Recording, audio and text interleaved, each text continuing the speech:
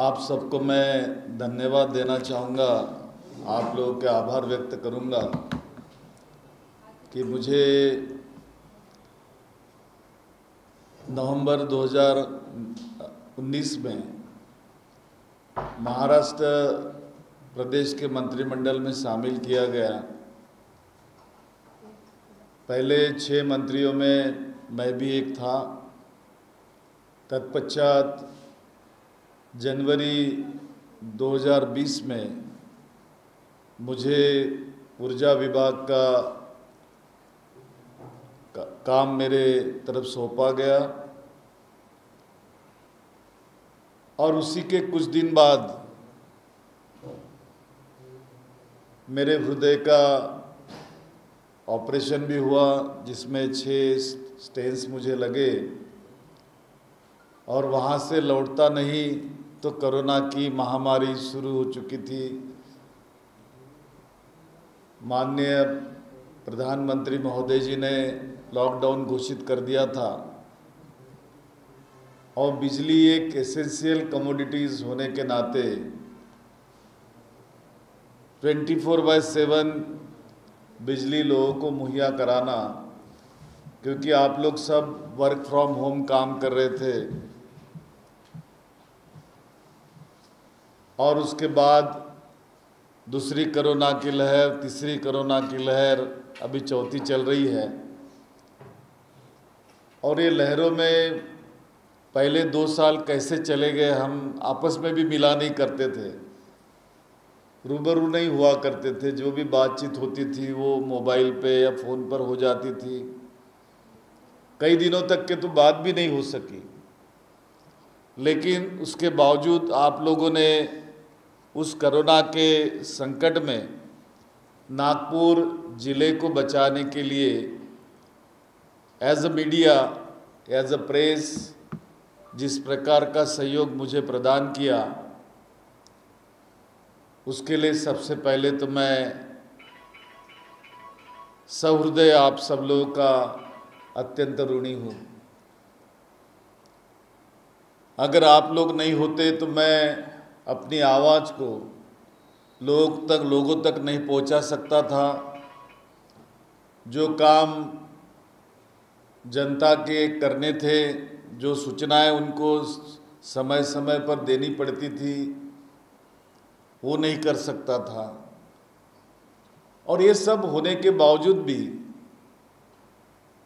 पहले ही लॉकडाउन के पीरियड में मुझे 3 बार बाय रोड मुंबई भी जाना पड़ा। कई बार तो ऐसा था कि मेडिसिन का इश्यू था, फाइनेंस का इश्यू था, तो राशन का इश्यू था। ऐसे कई इश्यूज़ में हाँ, जैसे आप लोगों से सीधी बात नहीं हो सकती थी, वैसे मुख्यमंत्री और बाकी लोगों से भी बात नहीं हो पाती थी। हम ज़बरदस्ती उनके घर में घुसना और उनसे बात करके अपना काम करवा लेना, इसके लिए मैं चला गया, जाता था। और उस पीरियड में मैंने तमाम अखबार बंद हो गए थे आप लोगों के, प्रिंट मीडिया के, और मुझे बोला जा रहा था कि इसके बारे में कैसा करना। तो मैंने तमाम प्रिंट मीडिया के अखबारों के मालिकों को बुलाया, उनके मुख्य संपादकों को बुलाया, उनसे चर्चाएं की, आप लोगों को भी बुलाया, आपसे भी चर्चाएं की कि जिस ढंग का माहौल हमारे ज़िले में है उसमें क्या सुविधाएं करनी चाहिए। व्हाट्सएप पे मैं आप लोगों से सूचनाएं मंगाता था और ये तमाम बातें करते वक्त फिर यहाँ की अखबार डिस्ट्रीब्यूशन की जो व्यवस्था है, उनके भी खाने के लाले पड़े थे। वो तमाम बातों को भी हमने ध्यान में रखा। इलेक्ट्रॉनिक मीडिया के लोग, उनको भी बुलाकर उनसे कुछ समस्या जानने की कोशिश की। कई लोगों ने, आप में से कई लोगों ने एक कोरोना योद्धा जैसा उस पीरियड में काम किया है। आपके बीच के कई चाहे इलेक्ट्रॉनिक मीडिया के हो, चाहे प्रिंट मीडिया के लोग हो या सोशल मीडिया के लोग हो, वे शहीद भी हुए उस पीरियड में। ऐसे शहीदों को मैं अभिवादन भी करता हूँ कि उन्होंने अपनी जान जोखिम में डालकर अपने जॉब को, अपने काम को प्रायोरिटी दी और एक अच्छी परंपरा का पालन उन्होंने यहाँ पर किया। मैं धन्यवाद देना चाहूँगा कि सभी पार्टी के लोग, उनको भी मैंने बुलवाया था उस पीरियड में सहयोग के लिए, उनको आह्वान किया था कि आप लोग पालक मंत्री करके, मैं यहाँ का परिवार का मुखिया होने के नाते आपसे मदद चाहता हूँ, अपेक्षा करता हूँ कि हमारा ज़िला, हमारा शहर ये कोरोना मुक्त जल्द से जल्द हो जाए। व्यवस्थाएं बहुत कम थी क्योंकि हर कोई प्राइवेट हॉस्पिटल में जा नहीं सकता था। पहले तो प्राइवेट हॉस्पिटल बहुत लूटने पे लग गई, फिर हम लोगों ने कुछ उसका कार्यक्रम बनाया कि किस ढंग से प्राइवेट हॉस्पिटल आप लोगों को इलाज करेगा, क्या उसका लाभ किस प्रकार से आपको मिल सकता है। गवर्नमेंट अस्पतालों में बेड्स के लिए पैसे नहीं थे, पैसे दिए। मेयो हॉस्पिटल हो या गवर्नमेंट मेडिकल कॉलेज हो या एम्स हो या डॉक्टर आम्बेडकर रुग्णालय हो, तमाम जगहों पे हमने बेड्स के लिए और तमाम सुविधाओं के लिए काफ़ी पैसा दिया। तकरीबन उस समय मैं 180 करोड़ के आसपास दे चुका था उनको अभी तक। और ऐसा करके मैंने नागपुर को संवारने की कोशिश की। जब दूसरी लहर आई और ऑक्सीजन का सब्जेक्ट आया तो भिलाई से ऑक्सीजन हमको मंगाना पड़ रहा था, यहाँ ऑक्सीजन की कमी जा रही थी, तो भिलाई से मंगाकर उसको सिलेंडर में डलवाना और सिलेंडर के ज़रिए हॉस्पिटल में पहुंचाना और उसमें रोज़ का कैलकुलेशन कराना कि कितना आया है, कितना लग रहा है, कहाँ जा रहा है, किसको कितने सिलेंडर देने हैं। ये तमाम जो मैक्रो मैनेजमेंट होता है वो करने की कोशिश की। म्यूकर माइकोसिस का भी उसी पीरियड में बड़ा एक हमारे ऊपर संकट आया और उसका जो इंजेक्शन था वो भी वक्त पे नहीं मिलता था। उसके लिए लड़ाई, बेड के लिए लड़ाई, यानी पालक मंत्री के नाते हमने भी फ़ोन किया तो बेड नहीं मिल पाता था, तो बाकी लोगों का छोड़ ही दो आप। तो इस प्रकार से पूरी जद्दोजहद और उससे लड़ाई करके मुंबई के बाद अगर कोरोना मुक्त अगर कोई जिला हुआ होगा तो नागपुर ही था। और वो करने में यहाँ की जनता ने सहयोग दिया है, आप लोगों ने सहयोग दिया है, तमाम पार्टियों ने सहयोग दिया, तमाम संगठनों ने सहयोग दिया। इसलिए आप लोगों का आभार मानना मैं मेरा कर्तव्य समझता हूँ। और जैसे लॉकडाउन या कोरोना थोड़ा सा ओपन अप हुआ, मार्केट ओपन अप करने लग गए, हम शॉप्स टाइमली ओपन अप करने लग गए, वैसे वैसे हमने डेवलपमेंट पे हमारा ध्यान आकर्षित करने की कोशिश की और कई प्रकार के काम करने का यहाँ पे प्रयास किया डेवलपमेंट का, चाहे रास्ते विकास हो, चाहे समाज भवन बनाने का हो या सभागृह बनाने के काम हो। इन तमाम बातों पे हमने ध्यान देकर शहर में और ज़िले में बड़ी सुविधाएं लाने के लिए क्या करना चाहिए वो भी हमने काम किया है। ये ज़िले में काम करते वक्त फिर महाराष्ट्र नेशनल लॉ यूनिवर्सिटी हो या IIM हो, ये तमाम एम्स वगैरह जैसे बड़ी संस्थाओं को भी किस प्रकार से उनके डेवलपमेंट में योगदान करना।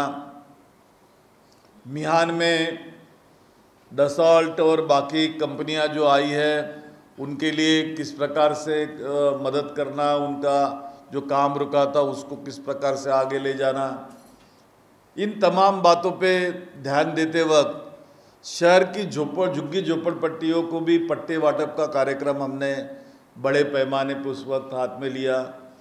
उत्तर नागपुर और दक्षिण पश्चिम नागपुर, यहाँ पर कई जगह पे पानी की सुविधाएं नहीं थी, तो वहाँ पानी की टाकियाँ बनकर तैयार करवा दी गई तुरंत, उसके कनेक्शंस वहाँ पे देने का काम किया।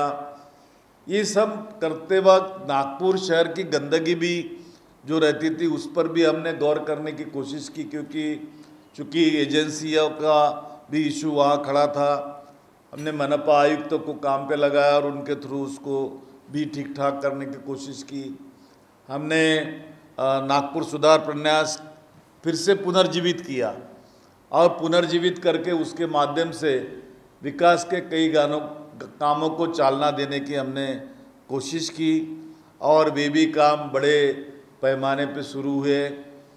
और ये करते वक्त मेरी जो जिम्मेदारी ऊर्जा मंत्री करके था वो जिम्मेदारी से भी मुकरा नहीं, तो मैंने उस पर ध्यान दिया। पहले तो जनरेशन पे ध्यान दिया। जनरेशन करते वक्त कुल मिला के में उस महानिर्मित के 27 प्लांट्स हैं।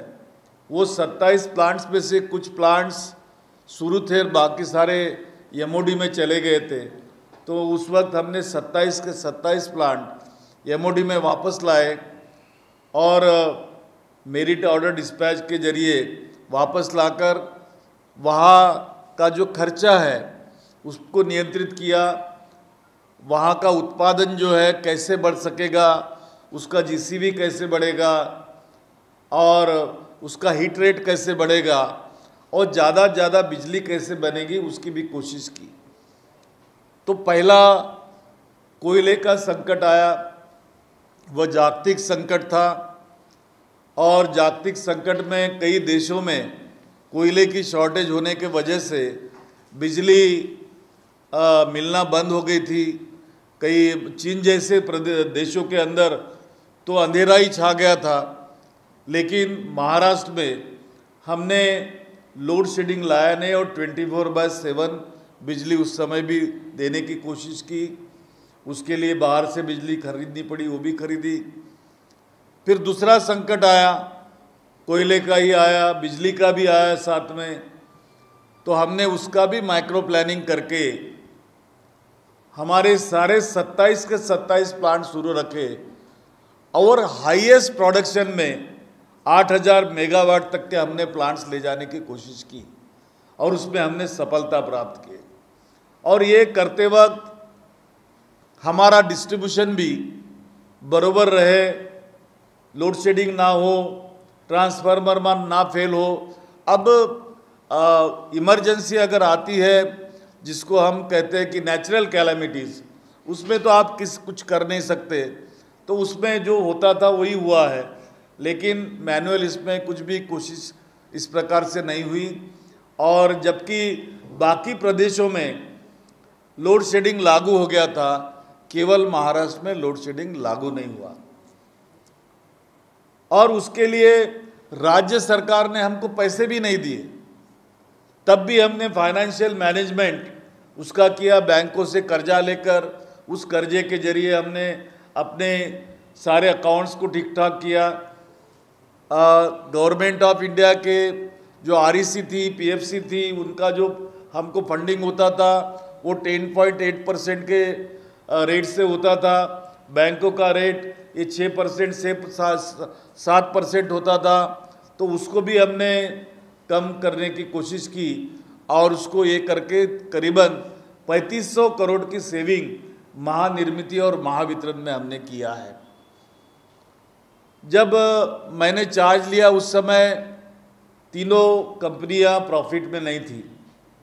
अभी आप देखेंगे तो पहले ही साल से हमारी महापारेषण कंपनी प्रॉफिट में रही, आज तीसरा साल चालू है। महानिर्मित पिछले 2 साल से प्रॉफिट में आई और अभी महावितरण पहले साल प्रॉफिट में आई है, वो 117 करोड़ में।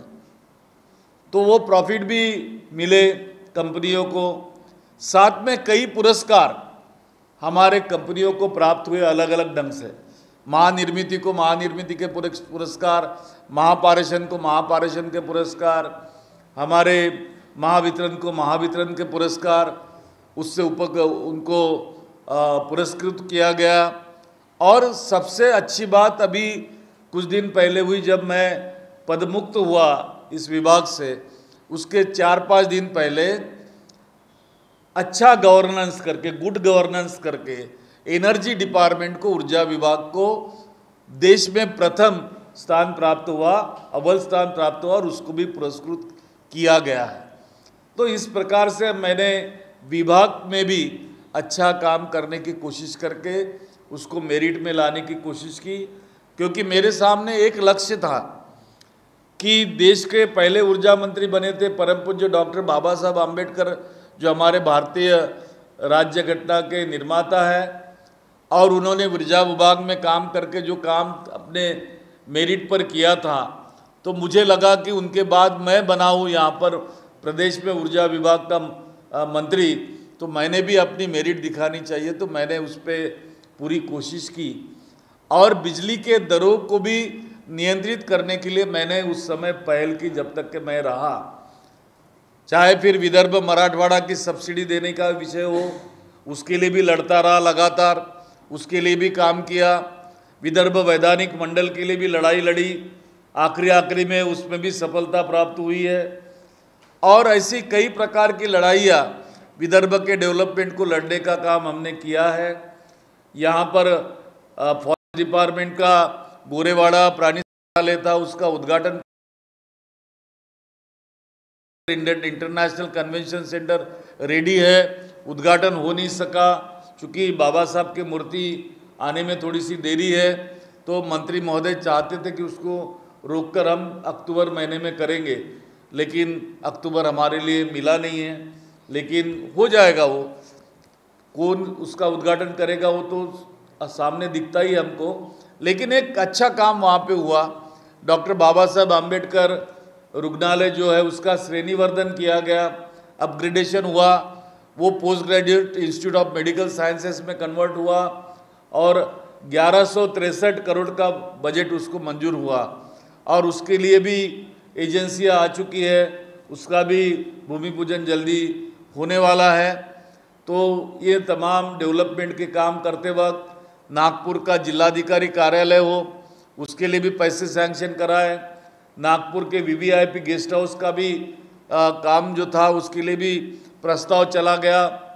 और ये करते वक्त हमने कोई भी ऐसा विभाग नहीं छोड़ा कि जहां हम काम नहीं कर सकते हैं। हमने ऊर्जा विभाग के तरफ से ऊर्जा पार्क डेवलपमेंट करने का भी काम हाथ में लिया, उसको भी लाइन में है। और ये सब कामें तमाम करने की मैंने कोशिश की। मेरी कोशिश रही कि मैं विकास में किसी प्रकार की राजनीति न लाऊं, मैं किसी को ये मेरा विरोधक है, वो मेरा विरोधक है करके उसको मदद नहीं करनी चाहिए, ये चीज़ें नहीं रखी। लोगों की समस्याएं छुड़ाने के लिए समय नहीं मिला था इस पीरियड में, क्योंकि मिलते ही नहीं थे कोरोना के पीरियड में। तो वो लोक संवाद का कार्यक्रम लेकर उनकी समस्याएं भी छुड़ाने का प्रयास हमने किया है। ये सब करने की कोशिश बड़े पैमाने पे हमने की। और जैसा कि कहा कि प्रदीप जी ने कि सबको वर्ल्ड इकोनॉमिक फोरम क्या होता है और उसमें किस प्रकार से काम होता है उसके बारे में जानकारी दे, तो वर्ल्ड इकोनॉमिक फोरम यह पूरे अंतर्राष्ट्रीय क्षेत्र में और सारे देश संसार के क्षेत्र में एक ऐसा फोरम है कि जहां सभी देशों के प्रधानमंत्री, उसके राष्ट्रपति प्रेसिडेंट्स और जो विदेशों में हो या अपने देश के तमाम मुख्यमंत्री हो या गवर्नर्स हो, क्योंकि अदर स्टेट्स कंट्रीज़ में गवर्नर्स कहते हैं, उसके साथ साथ जो पूंजीपति और उद्योगपति होते हैं, जो टॉप के जो रहते हैं, मुकेश, हमारे यहाँ जो मुकेश अंबानी, गौतम अडानी जैसे लोग या महिंद्रा के लोग हो, पिरामल्स के हो, तो ये तमाम बड़े बड़े उद्योगपति भी वहाँ पहुँचते हैं और वो फोरम में सब एक दूसरे से मिलते हैं, सारे गवर्नमेंट्स के स्टॉल्स वहाँ लगे रहते हैं और उस स्टॉल्स के जरिए एमओयूज़ किए जाते हैं। तो उस पीरियड में मैंने महाराष्ट्र का जो एमओयू हुआ उसमें विदर्भ के लिए भी 6 इंडस्ट्रीज लाने का प्रयास किया। कुल 5000 करोड़ के कामों की इंडस्ट्रीज यहाँ आ रही है। 30,000 करोड़ के ऊपर पूरे प्रदेश का एमओयू हुआ था। हमारे यहाँ विदर्भ को 5,000 करोड़ मिले, जिसमें 4,000 के करीबन रोजगार क्रिएट हो सकता है। और मैंने मेरे विभाग के लिए 50,000 करोड़ का एमओयू कराया रिन्यूएबल एनर्जी के साथ, और वो भी काम अभी पाइपलाइन में है। मैंने अडानी एनर्जी के साथ एमओयू कराया जो 60,000 करोड़ का है, और इसमें 30,000 लोगों का रोजगार वहाँ क्रिएट होने वाला है। इस प्रकार से मेरे विभाग में मैंने 11,000 करोड़ का काम लाया और तकरीबन 11,500 मेगावाट बिजली हमारे यहाँ तैयार होगी, और वो बिजली ग्रीन एनर्जी और क्लीन एनर्जी की रहेगी और उसके जरिए भी काम होने वाला है। तो ये तमाम कोशिश मैंने करके नागपुर का नाम कैसे चर्चा में रहे, नागपुर का विकास कैसे हो, नागपुर के नागरिकों को किस प्रकार से सुविधाएं दी जा सके, और यह सब मुहैया कराते वक्त लॉ एंड ऑर्डर पर भी मैंने ध्यान दिया। और कई प्रकार के क्राइम कम करने में हमने अहम भूमिका हमारे पुलिस विभाग ने निभाई, और उनको भी कई पुलिस विभाग के लोगों को गाड़ियाँ नहीं थी, उनकी व्यवस्थाएं बराबर नहीं थी, उसके लिए भी निधि हमने देकर उनको भी काम करने के लिए लगाया। यहाँ के विद्यार्थी जो है, जो हमारे यूपीएससी एमपीएससी के कॉम्पिटिटिव एग्जामिनेशन के लिए जाना चाहते हैं, उनके लिए अच्छी सुविधाएं कैसे मिल सके, हर तालुका में एक एक केंद्र बनाने की भी बात हमने वहाँ कही रखी और वो भी आगे बढ़ रही है। स्मार्ट पुलिस स्टेशन कैसे होना चाहिए, उसके लिए भी हमने पैसा मुहैया कराया, वो भी काम आगे बढ़ाया है। कुल मिलाकर नागपुर के हर नागरिक को, वहाँ के कोमॉर्बिड भी पेशेंट्स हमारे यहाँ के जो है उनके लिए भी सुविधा करने के लिए हमने कहा। ग्रामीण इलाकों में कई पीएचसीज में प्रेगनेंसीज के लिए गायनोकोलॉजिकल सेंटर्स नहीं होते हैं, मैटरनिटी होम्स प्रॉपरली नहीं होते हैं, और उनको शहर की तरफ आना पड़ता। तो उनके लिए भी हमने, जैसे गढ़चिरौली में जिस प्रकार से उन्होंने वहाँ मॉडर्नाइज सेंटर्स बनाए हैं, वो सेंटर्स यहाँ पर भी चालू हो, उसको भी हमने आगे बढ़ाया है। मैंने तमाम विदर्भ में जो CSR हमारे कंपनी का होता था, उस CSR के माध्यम से तकरीबन 200 के ऊपर एम्बुलेंसेस का वितरण किया, और वे आज भी चल रही है सब जगह, वो भी काम मैंने किया है। और नागपुर ज़िले के लिए भी अलग से CSR का फंड देकर यहाँ पर भी कुछ काम करने की सुविधाएं अर्पित करके नागपुर के लोगों को बिजली का बिल कम आए, इसलिए वो रूफटॉप बिजली का कार्यक्रम हाथ में लिया, और रूफटॉप सोलर पैनल्स का काम हमने यहाँ पर चालू किया है, उसको प्रोत्साहित किया है, और बड़े पैमाने पे लोग उसकी सुविधाएं ले रहे। इस प्रकार से काम करते वक्त शहर के तमाम सरकारी कार्यालय हो, निम्न सरकारी कार्यालय हो, उनको भी हमने रूफटॉप सोलार कंपलसरी कराकर उनका खर्चा भी कम करने की कोशिश की है। इन तमाम बातों का जिक्र करना मैंने आवश्यक समझा, और आपके सामने पूरी बातें प्रस्तुत है। आपको अगर मुझे कुछ पूछना होगा तो आप पूछ सकते हो। पुनः एक बार आप सबको, और ख़ास करके प्रदीप मैत्री जी, जोसेफ जी, और स्पेशली आज विनोद जी यहाँ पर आए हैं, उनको भी धन्यवाद दूंगा मैं कि वे यहाँ आए और मीट द प्रेस में मुझे इनवाइट किया, और आपका सब मीडिया का यहाँ पे शुक्रिया अदा करने का मौका मुझे दिया है। तो मैं पुनः एक बार आपके आभार व्यक्त करता हूँ। धन्यवाद, नमस्कार।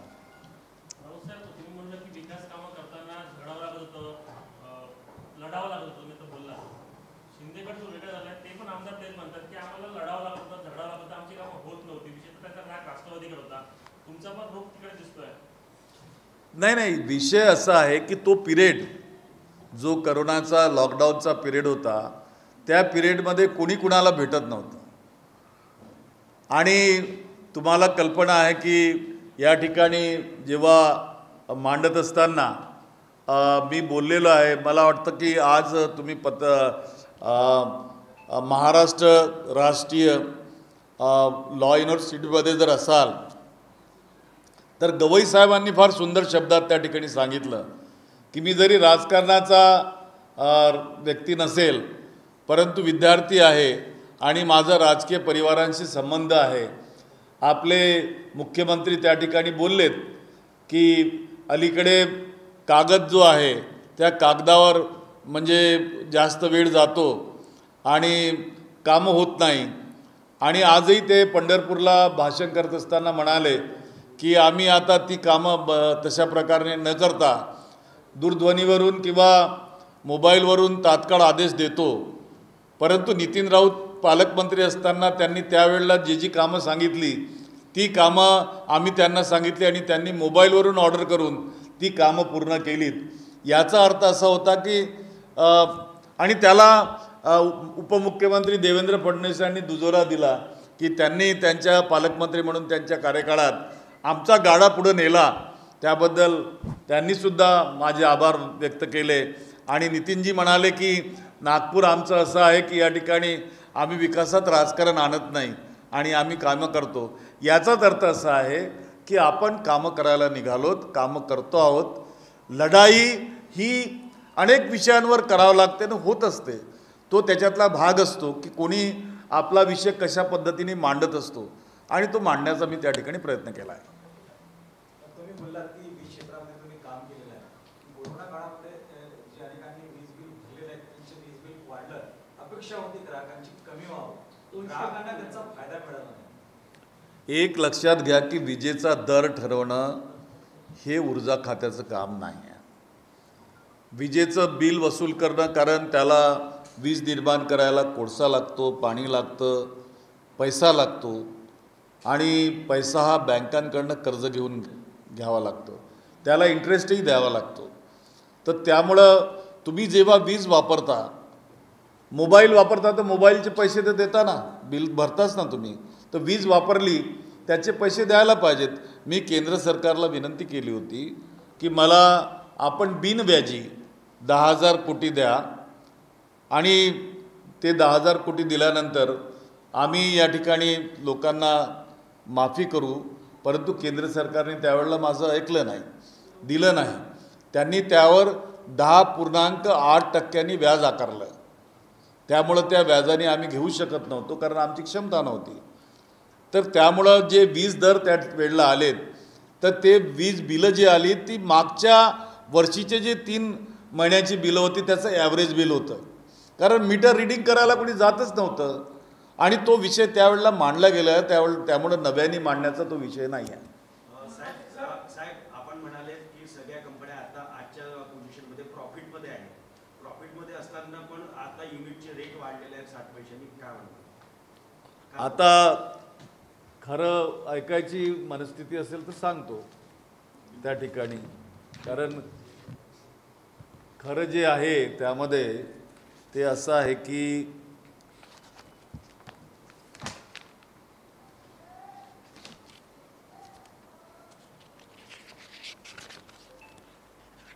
हे का वाढलं हा महत्त्वाचा प्रश्न आहे. एकतर पहिली बाब ही की माझ्या कार्यकाळामध्ये यामध्ये बढोतरी झालेली नाही. त्यावेळेला मी मंत्री नव्हतो आणि आता जेव्हा ते वाढलं, त्या वाढल्यानंतर त्यावर आपण भाष्य करायला सांगता तर आपल्याला आठवत असेल की फार मोठं आपल्यावर कोळशाचं संकट आलं आणि कोळशाचं संकट आल्यानंतर त्या संकटामध्ये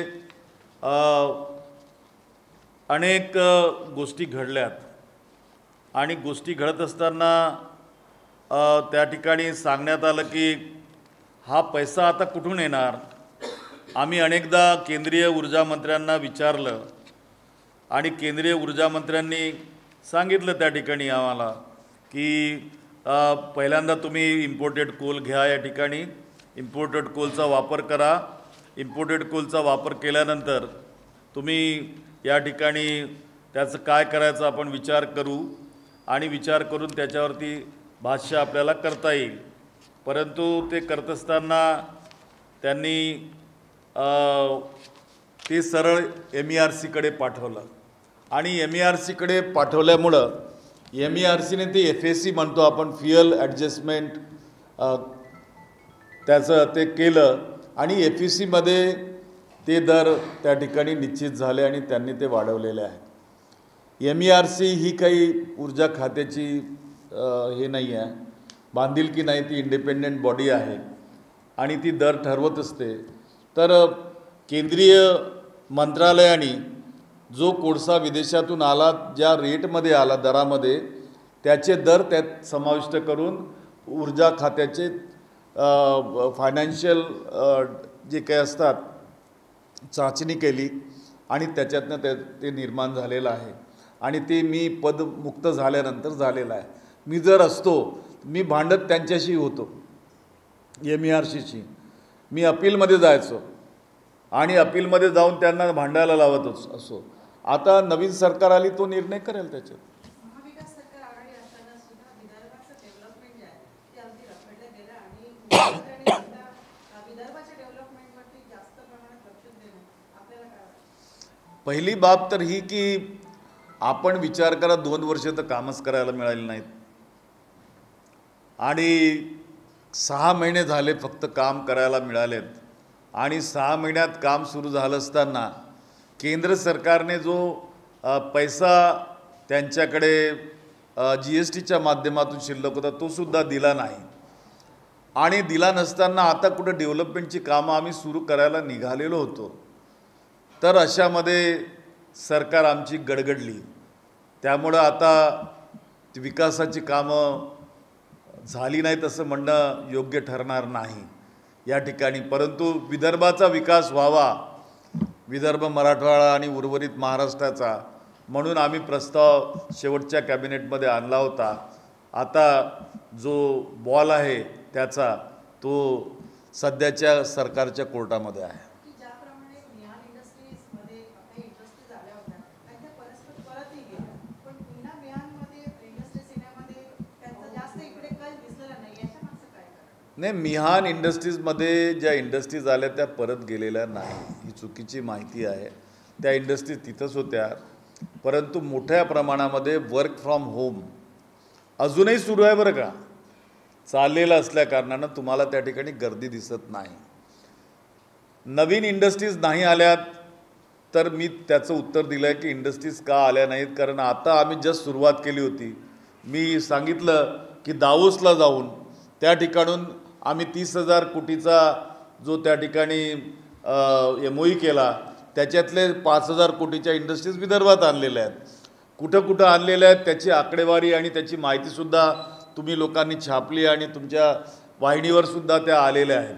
त्यामुळं विदर्भात विकास होऊन नाही राहिला असं म्हणणं योग्य ठरणार नाही.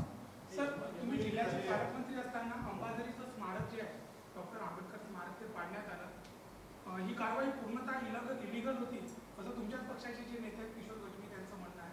आपण पालकमंत्री असताना, दलितांचे नेते असताना ही कारवाई का थांबवू शकले नाही? त्या कारवाईची माहिती आम्हाला नव्हती. ज्या वेळेला माहिती मिळाली मी त्या घटनास्थळी भेट दिली.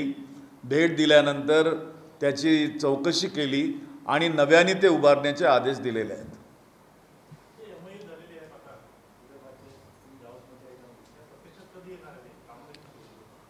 तुम्हाला सांगायला मला हरकत नाही. एक इंडस्ट्री तर आता सुरूच झालं त्याचं प्रोडक्शन. त्याच्या भूमिपूजनाला आम्हाला बोलावलेलं होतं आणि परंतु दरम्यान या सगळ्या घटना, राजकीय घडामोडी झाल्यात, त्यामुळं आम्ही त्याला गेलेलो नाही. बाकीच्या इंडस्ट्रीजनी त्यांच्या जमीन विकत घेतलेल्या आहेत, त्याचे पैसे भरलेले आहेत आणि त्यांचं काम सुरू झालेलं आहे.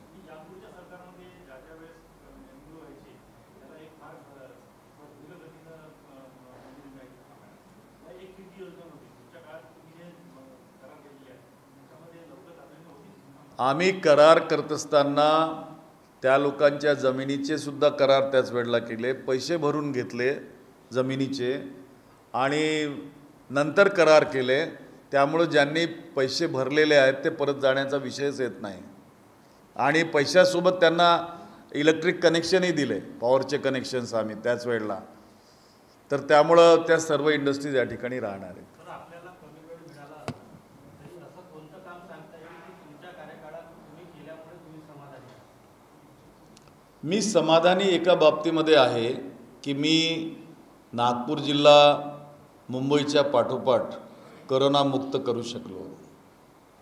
मी समाधानी एका बाबतीत आहे की मी ऊर्जा खात्यासारखं मोठं खातं ज्यामध्ये कर्मचारी जे आहेत ते जवळपास 1.5 लाखाच्या वर कर्मचारी आहेत आणि युनियनसुद्धा 26 आहेत आणि कोणत्याही युनियनचं आंदोलनं विशेष होऊ न देता त्यांना सांभाळून त्या ठिकाणी नाविन्यपूर्ण काम करायला लावायचं आणि फायनान्शियल असो, एम्प्लॉयमेंट असो, प्रोजेक्ट असो की मग डिस्ट्रीब्युशन असो किंवा मग ऑपरेशन असो, या सर्व बाबतीमध्ये लक्ष घालून ह्या तिन्ही कंपन्या प्रॉफिटमध्ये आणण्याचं काम करत असताना जे आमचं सोलार आणि ग्रीन एनर्जी बघणारी जी एजन्सी आमची मेडा, त्या मेडाच्या कामालासुद्धा गती दिली. त्याच्या माध्यमातून मुख्यमंत्री सौर योजना, कुसुमची योजना यालासुद्धा गती दिली. ज्यांचे PPA झालेले नव्हते मोठ्या प्रमाणात त्यांचे PPA केले आणि मोठ्या प्रमाणामध्ये मी जो आमच्याकडे ज्याला म्हणू की जो लक्ष दिलेलं होतं गव्हर्नमेंट ऑफ इंडियाने आम्हाला की RPO ऑब्लिगेशन ज्याला म्हणतो आपण, ते RPO ऑब्लिगेशन 27,000 मेगावॅटचं होतं. त्याला पूर्तता करण्यासाठी आम्ही गती दिलेली आहे. काँग्रेसच्या कार्यकर्त्यांची नेहमी ओरड राहायची की संघटनेसाठी पालकमंत्री काही करत नाही, काँग्रेस पक्ष वाढवण्यासाठी नितीन राऊत पालकमंत्री काही करत नाही, अशी नेहमी ओरड होती. नाही, नागपुरामध्ये तुम्हाला आठवत असेल की कृषीच्या संबंधाने मोठं आंदोलन झालेलं होतं शेतकऱ्यांच्या विषयावर आणि ते आंदोलन राज्यपाल भवनासमोर झालं आणि ते करण्यामध्ये पुढाकार मी घेतला होता. त्यामुळं मला नाही वाटत की असं काही झालेलं आहे की संघटनेमध्ये कुणी नाराज आहेत किंवा काही. मला तर त्याच्याबद्दलची काही माहिती नाही, परंतु 6 महिन्यामध्ये आम्ही बरंचसं त्यांना सांभाळायचं काम केलं, भेटायचं काम केलं. कार्यकर्त्यांची जी कामं माझ्याकडे आलीत ती कामं करायचा प्रयत्न केला आणि मी तुम्हाला सांगतो की मॅक्झिमम आमच्या आघाडीचे जे आमदार होते त्यांनी माझ्याकडे मांडलेले कामं याची पूर्तता मी करून टाकलेली आहे पदमुक्त होण्याच्या पूर्वी. आणि जे SC आणि STचे मतदारसंघ आहेत त्याचे DPR तयार करून त्याचीसुद्धा पूर्तता करण्याची कारवाई केलेली आहे. त्यामुळं कुणी असं म्हणू शकणार नाही की मी या दिशेने काम केलं नाही. डॉक्टर बाबासाहेब आंबेडकर जीवन प्रकाश योजना आणून SC आणि STच्या गरजू वीज ग्राहकांना त्या ठिकाणी मी सहकार्य करण्याचा प्रयत्न केला. कृषी वीज धोरण आणलं या ठिकाणी आणि त्याच्या माध्यमातून शेतकऱ्यांना दिलासा देण्याचं काम केलं. विलासराव देशमुख योजना या ठिकाणी आणून ज्यांचं परमानंट डिस्कनेक्शन झालं होतं त्यांनासुद्धा सहकार्य करण्याचं काम या ठिकाणी केलं. आणि जाता जाता आता आम्ही RDSSची योजना आणणार आहोत ज्याला रिवॅम्प डिस्ट्रीब्युशन डेव्हलपमेंट स्कीम म्हणतात. ते 37,000 कोटीची स्कीम कॅबिनेट पुढं मंजुरीला पाठवलेली आहे. त्याची मंजुरीसुद्धा कधी पण या ठिकाणी येऊ शकते. आणि हे करत असताना कृषी वीज धोरण जे आहे त्याचा लाभ अधिकाधिक हा पश्चिम महाराष्ट्राला मिळाल्यामुळं विदर्भ आणि मराठवाड्यातल्या शेतकऱ्यांसाठी नव्याने सुधारित ते धोरण त्या ठिकाणी आणलं. ते सुद्धा कॅबिनेट नोट त्याची आता प्रलंबित आहे, ती आताच्या कॅबिनेटमध्ये या सरकारमध्ये येणार आहे आणि मला पूर्ण खात्री आहे की ती त्यावेळेला त्या ठिकाणी मंजूर होईल. त्यामुळं त्या ठिकाणी मी काम केलं नाही अशातला भाग नाही.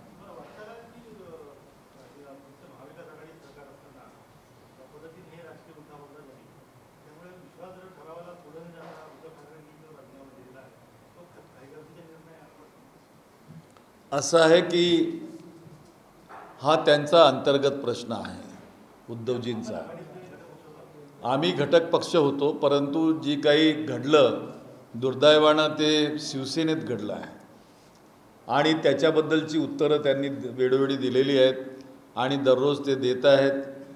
उद्या कोर्टामध्ये उच्चतम न्यायालयामध्ये यावरती डिबेट होणार आहे. जो काही निर्णय येईल तो आपल्या समोर राहणार आहे.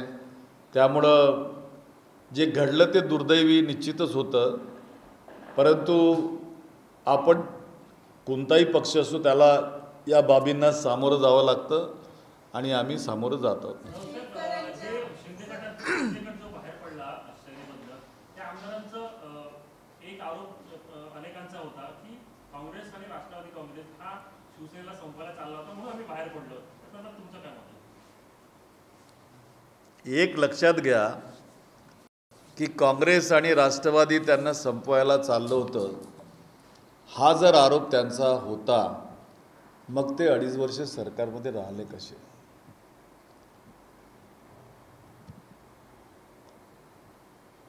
ते 2.5 वर्ष सरकारमध्ये सहयोगी म्हणून राहिलेत, याचा अर्थ त्यांनी ते मान्य केलेलं होतं. परंतु तत्कालीन मुख्यमंत्री करोना काळात भेटू शकले नाही. नंतर त्यांचं ऑपरेशन झालं, त्यांची प्रकृती बरोबर नव्हती आणि त्यामुळं थोडंसं संवादामध्ये फरक पडला. याचा अर्थ असा होत नाही की तुम्ही आपला जो नेता ज्यांनी आपल्यावर अमाप प्रेम केलं आणि तुम्हाला ताकद दिली, घडवलं, त्याला आपण सोडून जावं. दुर्दैवी घटना आहे, पण जे ते घडलं आहे आता त्याच्यावर फारसं चर्चा करणं योग्य ठरणार नाही. शेतकऱ्यांच्या पीक कर्ज योजना त्यांच्यापर्यंत पोहोचल्या नाही. मागच्या वर्षी पण अतिवृष्टी झाली. तरी त्या योजना त्यांच्यापर्यंत पोहोचल्या नाही. काय करा? आता सरकार नाही आहे, महाविकास आघाडीचे अस्तित्व, तीनही पक्षांचे अस्तित्व अजूनही कायम आहे. अजून तरी महाविकास आघाडी म्हणून आम्ही उद्धवजींना समर्थन दिलेलं आहे आणि सोबत आहोत.